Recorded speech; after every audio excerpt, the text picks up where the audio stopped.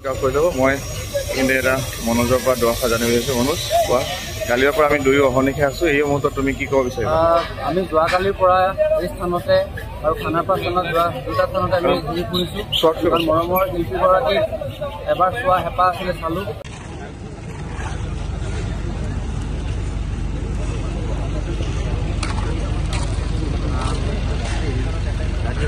বন্ধ আছে।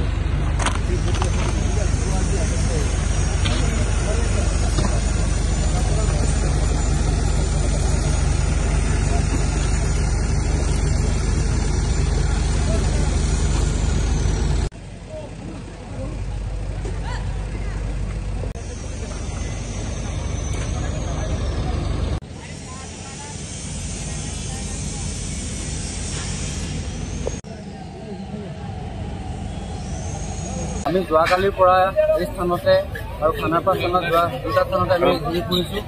মৰমৰ শিল্পীগৰাকীক এবাৰ চোৱা হেঁপাহ আছিলে, চালোঁ। আকৌ তেখেতৰ শেষ অন্ত্যেষ্টিক্ৰিয়া ইয়াতে হ'ব। আপোনালোকে দেখিছে তেখেতৰ কাৰণে সেইখন চিতা সদায় পৰাই তোলা হৈছে। গতিকে অহাকালিলৈ ইয়ালৈ জুবিন দাক লৈ অনা হ'ব। জুবিন দাই আগতে কৈ গৈছিলে যে তেখেতে মৃত্যুৰ পিছত যিটো কাম তেওঁ কৰি থৈ যাব 100 বছৰলৈ কোনো কৰিব নোৱাৰে। সঁচাকৈ আজি দেখিবলৈ পাই তেওঁ মৃত্যুৰ সময়ত সকলো জাতি বৰ্ণ ধৰ্ম সকলো একত্ৰিতভাৱে ওলাই আহিছে হিন্দুল ভাঙি, কেৱল মাত্ৰ জুবিন দাক চাবলৈ, কেৱল মাত্ৰ জুবিন দাৰ বাবে। তেওঁ যে কৈছিলে মোৰ কোনো জাতি নাই, মোৰ কোনো ধৰ্ম নাই। গতিকে সঁচাকৈ তেওঁ এগৰাকী জাতি বৰ্ণ ধৰ্ম নিৰ্বিশেষে এজন মহান শিল্পী। এই মহান শিল্পীজনৰ এই আজি অনুষ্ঠানত আজি আমি আহি উপস্থিত হৈছোঁ। ইয়াত অসম চৰকাৰৰ বা চৰকাৰী বিষয়া কাম কৰি আছে।